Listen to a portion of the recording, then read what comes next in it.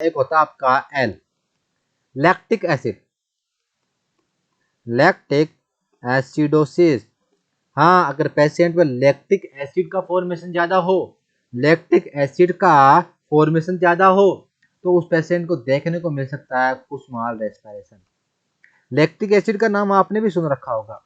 जो आपका दही है, उस दही में जो बैक्टीरिया होते हैं वो क्या करते हैं, लैक्टिक लैक्टिक एसिडोसिस बनाते हैं, लैक्टिक एसिड, जिनको लैक्टोबैसिलस आप बोलते हो।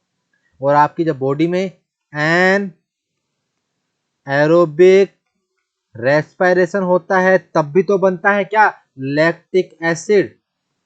और याद रखना, ये लैक्टिक एसिड वो ही लैक्टिक एसिड है जब आप कंटिन्यू दौड़ कर रहे हो और दौड़ करते करते आपके पैरों में दर्द होने लगा हो।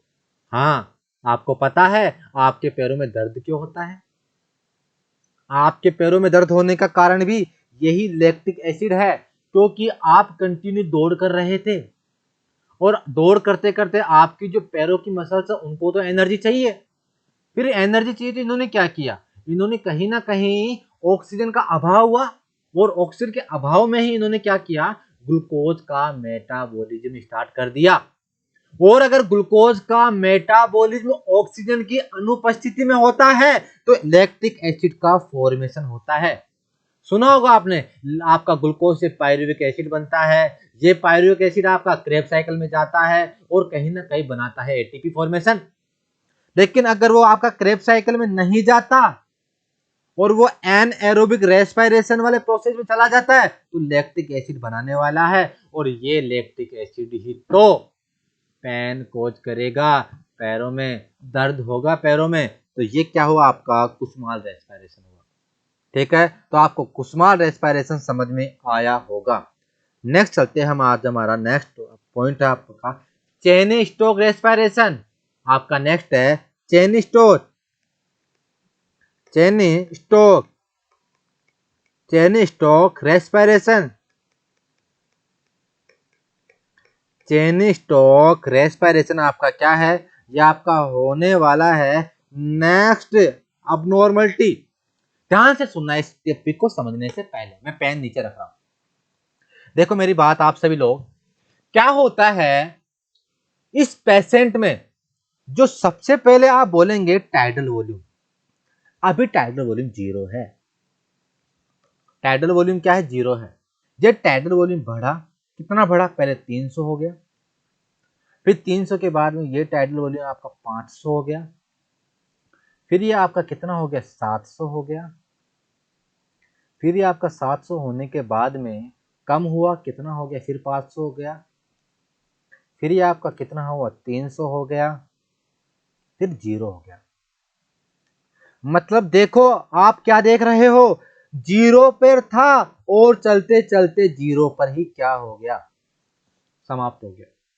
फिर यहां से ये बढ़ा, पहले 300 हुआ, फिर ये आपका 500 हुआ, फिर आप बोलेंगे कि फिर 700 हुआ, 500 हुआ, फिर आपका 300 हुआ, फिर आपका जीरो हो गया। जीरो से हुआ फिर जीरो पे आ गया, फिर यहां से बढ़ा, 300 हुआ, फिर यहां से 500 हुआ, 700 हुआ, फिर आपका 500 हुआ, 300 हुआ, और फिर आपका जीरो पे हुआ। मतलब ध्यान से सुनना, मैं टाइडल वॉल्यूम की बात कर रहा हूं, मैं टाइडल वॉल्यूम की बात कर रहा हूं, जो कि पहले जीरो था, फिर बढ़ता रहा, फिर नॉर्मल आया, फिर और अधिक बढ़ा, फिर डिक्रीज होने लगा, फिर जीरो पे आ गया। उसके बाद में ये क्या हुआ, फिर बढ़ा, फिर घटा, फिर बढ़ा, फिर घटा, ऐसा प्रोसेस कंटिन्यू चलता रहता है। तो ये क्या है, आपका चेन स्टोक रेस्पिरेशन होने वाला है। याद रखना, ये मैं उसी डेप्थ की बात कर रहा हूं। पहले देखो यहाँ पे, देखो यहाँ पे गौर से सुनना, ये क्या है आपका, जीरो से लेके 500 के नीचे नीचे सेलो रेस्पिरेशन, सेलो रेस्पिरेशन, 500 से ज्यादा हुआ और 500 से ज्यादा हुआ तो आपका डीप रेस्पिरेशन, डीप रेस्पिरेशन। ठीक है, तो ये आपका चेन स्टोक रेस्पिरेशन हुआ। नेक्स्ट हम लोग इस चेन स्टोक रेस्पिरेशन को समझते हैं, एक किसके थ्रू हम समझेंगे इसको, एक ग्राफ के थ्रू। आप ये ग्राफ देख सकते हैं। ओके, यहाँ पे मैंने क्या लिखा 300, यहाँ मैंने क्या लिखा 500। ये केवल मेरी मानी हुई वैल्यू है, आप इनको वैसे मत मानना। यहाँ मैंने क्या लिखा वही 300, यहाँ मैंने क्या लिखा 500 ml, और यहाँ मैंने लिखा 700 ml। अब मैं इस पे क्या करता हूँ, कंटिन्यू इस पे ग्राफ बनाता हूँ। पहला पेशेंट पे जो आउटपुट था 0 था, कितना हुआ 300 हुआ, फिर ये 300 से 500 हुआ, फिर ये 500 से 700 हुआ, फिर 700 से ये कम हुआ 500, फिर ये फिर 300 हुआ, और फिर 0 हो गया। ठीक है, 0 हो गया, और कुछ समय तक ये 0 ही रहा। फिर ये क्या हुआ, फिर आपका 300 हुआ, फिर 500 हुआ, फिर आपका 700 हुआ, फिर आपका वापस से 500 हुआ। ठीक है, 300, और ये फिर 0। ठीक है, तो ये एक ग्राफ होता है चेन स्टोक रेस्पिरेशन का। ये क्या हो गया आपका चेनी, ये आपका हो गया चेन स्टोक रेस्पिरेशन का ग्राफ। चेन स्टोक रेस्पिरेशन,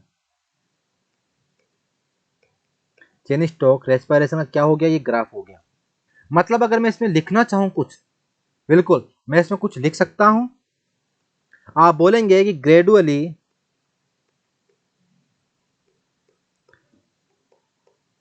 हाइपरएपनिया, हाइपरएपनिया और हाइपोपनिया, और उसके बाद में क्या देखने को मिलेगा, अपनिया। देखो, मतलब पहले तो हाइपर अपनिया हुआ, यानी पहले 0 से 700 तक पहुंचा, 0 से 700 तक पहुंचा। फिर यहाँ पे हाइपो का मतलब 700 से वापस 0 पे आ गया, और अपनिया का मतलब कुछ समय के लिए 0 पर रहा। तो ये क्या है आपका चेन स्टोक रेस्पिरेशन। क्या आपको चेन स्टोक रेस्पिरेशन समझ में आया? मैंने कोशिश की आप सभी लोगों को कि काफी अच्छे तरीके से मैं आपको चेन स्टोक रेस्पिरेशन बता दूं। ठीक है, क्योंकि ये काफी बच्चों को समझ में नहीं आता है। हाँ, काफी बच्चों को चेन स्टोक रेस्पिरेशन समझ में नहीं आता है। और ध्यान से सुनना, आप जो पेशेंट की ये कंडीशन होती है वो रेगुलर होती है, यानी पेशेंट को रेगुलर अपनिया देखने को मिलता है।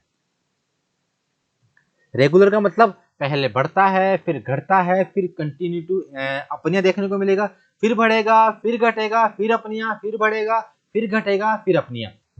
मतलब एक पर्टिकुलर टाइम ड्यूरेशन के बाद पेशेंट में अपनिया देखने को मिलता है। तो ये क्या हो गया, ये आपका रेगुलर होने वाला है।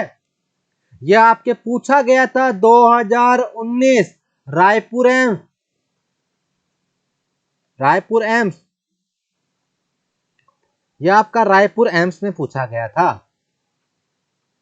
वहां पे क्या पूछा गया था, वहां पे बस इतना सा मिस्टेक किया गया था कि वहां पे इरेगुलर दिया गया था, वहां पे इरेगुलर दिया गया था। और बच्चे क्या करते हैं, इस रेगुलर और इरेगुलर के चक्कर में जाकर आंसर गलत करते हैं। काफी बच्चे चेन स्टोक रेस्पिरेशन वहां आंसर करके आए थे, क्योंकि चेन स्टोक रेस्पिरेशन रेगुलर होता है, ध्यान से सुनना। लेकिन हम बात करेंगे अभी इरेगुलर की भी, जो भी यहाँ हमारे आने वाला है। ठीक है, तो ये क्या हुआ आपका, ये हो चुका है आपके चेन स्टोक रेस्पिरेशन।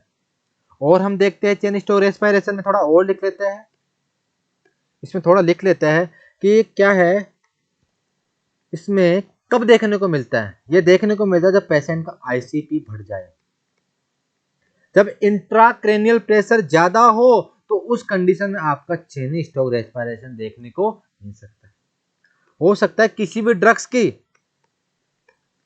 का क्या हो जाए, ओवर यूज हो जाए, ओवर यूज, ड्रग्स का ओवर यूज हो जाए, तो ये भी क्या होगा आपका चेन स्टोक रेस्पिरेशन कोज करेगा। फिर से मैं आपसे पूछूंगा कि सर चेन स्टोक रेस्पिरेशन क्या होता है, तो आप बोलेंगे कि चेनी स्टोक रेस्पिरेशन एक ऐसी कंडीशन है जिसमें सबसे पहले हाइपर होता है किसका, अपनिया का, हाइपरपनिया।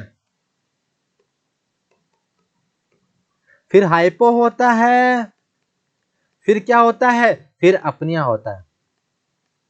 ये कैसे मैनर में होता है, ये सर रेगुलर होने वाला है। ठीक है, ये कैसे मैनर में होने वाला है, रेगुलर मैनर में होने वाला है। क्या आपको यहां तक समझ में आया? सबसे महत्वपूर्ण बात आपको यह भी बताना है कि सर कहीं ना कहीं चेनी स्टोक रेस्पिरेशन में डेप्थ बढ़ी है। डेप्थ क्या हुई है, बढ़ी हुई है, क्योंकि डेप्थ कहीं ना कहीं 700 ml तक पहुंच गई थी और रेट कम होती है।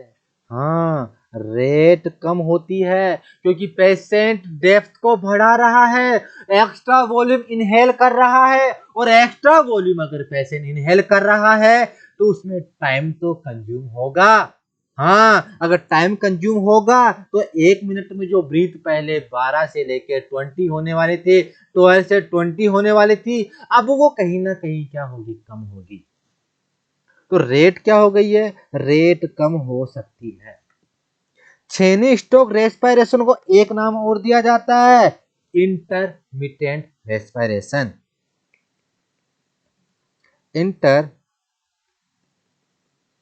Intermittent intermittent respiration.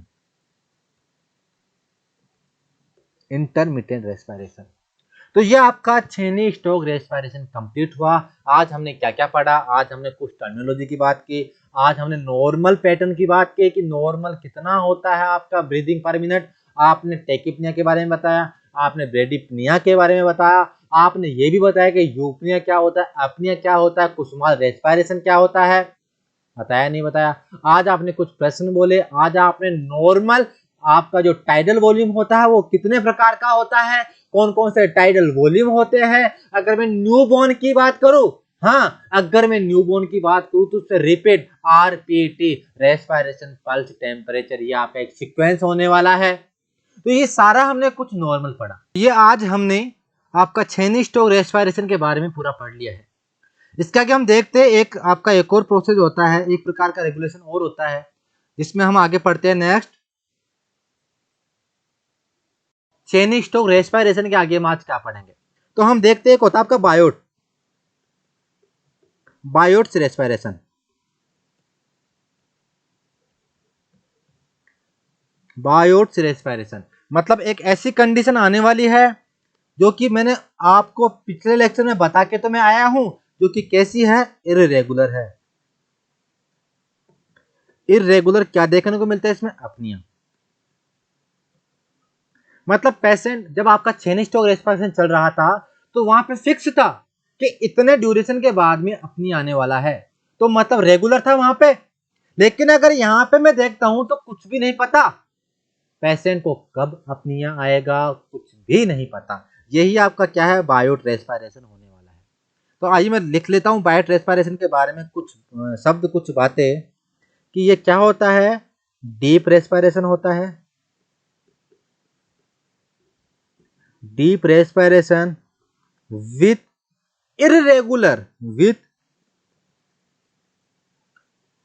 With irregular अपनिया।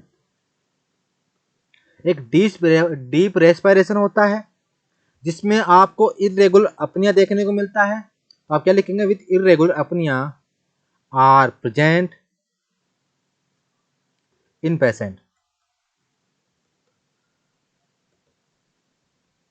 और ये सब क्यों देखने को मिलता है, क्योंकि पेशेंट को कहीं ना कहीं इंजरी हुई है, due to injury, due to injury in medulla oblongata, medulla oblongata.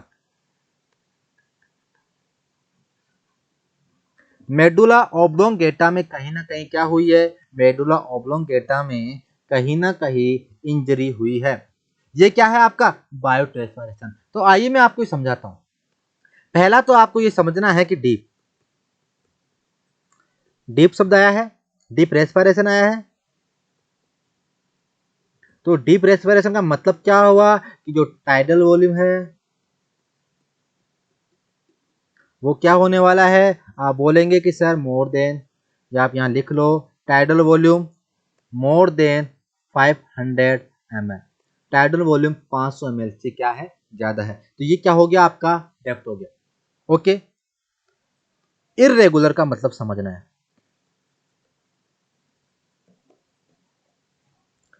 Irregular का मतलब मैं आपको बताता हूं। एक मैं वही ग्राफ बताना चाहता हूं आपका, ये ग्राफ है। ओके, इसमें क्या हुआ, सबसे पहले पेशेंट का ये मैं डायग्राम, यहाँ पे आपको बोलना है जैसे ये 500 ml है और ये वही 700 ml है जो मैंने पिछली बार बताया था, 500 ml और ये होने वाला आपका 700 ml। पेशेंट को अभी अपनिया है, जीरो है, पेशेंट को डीप ब्रीथ हुआ, ठीक है, और ये लो अपनिया देखने को मिला। फिर पेशेंट को क्या हुआ, डीप ब्रीथ हुआ, कंटिन्यू चलता रहा, और फिर पेशेंट को अपनिया देखने को मिला। फिर पेशेंट को क्या हुआ, डीप ब्रीथ हुआ, अपनिया देखने को मिला। फिर डीप ब्रीथ हुआ, अपनिया, ऐसा पता ही नहीं कब अपनिया की कंडीशन आ जाए। एक यहाँ पे जल्दी आ गया, यहाँ थोड़ा लेट आया, यहाँ और भी जल्दी आ गया, यहाँ फिर से जल्दी आ गया। मतलब जो अपनिया होने वाला है, हो अपनिया, ये अपनिया क्या है, ये इर्रेगुलर पैटर्न में आएगा, ये इर्रेगुलर पैटर्न में आने वाला है, इर्रेगुलर पैटर्न में आने वाला है। याद रखना यहाँ पे महत्वपूर्ण बात कि आप हमेशा डीप रेस्पिरेशन की बात कर रहे हो, यहाँ पे आपने हाइपोपनिया की बात नहीं की है। समझ में आ रहा है, आपने उस कंडीशन की बात नहीं की है जब tidal volume less than 500 ml हो। आपने यहाँ पे टाइडल वॉल्यूम को मोर देन 500 ml ही बताना है। कहाँ पे, बायोट्स रेस्पिरेशन में। तो यहाँ पे आपको क्या बताना है कि जो टाइडल वॉल्यूम है वो होने वाला है मोर देन 500 ml।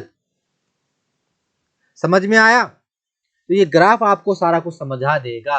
ये क्या है आपका tidal volume, sorry Biot respiration. और ध्यान रखना जो Raipur AIIMS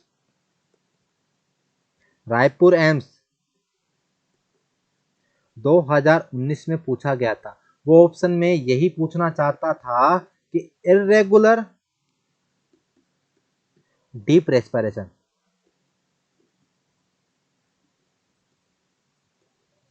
irregular deep respiration आपका क्या कहलाएगा, इर्रेगुलर आपका कहलाने वाला है बायोट रेस्पिरेशन। और हाँ, इस बायोट रेस्पिरेशन को एनक्लेक्स ने एक नाम दिया है, क्लस्टर, क्लस्टर रेस्पिरेशन। हाँ, अगर आप एनक्लेक्स में जाएंगे तो वहां पर ही आपको मिलने वाला है क्लस्टर के नाम से। समझ में आ रहा है, यानी आपका वहां बायोट रेस्पिरेशन का जिक्र नहीं किया गया है। बायोट रेस्पिरेशन को एक नाम से और जाना जाता है जिसका नाम है क्लस्टर, क्लस्टर रेस्पिरेशन। तो क्या आपको यहां तक समझ में आया, समझ में आया? ओके, हम लोग नेक्स्ट चले अब।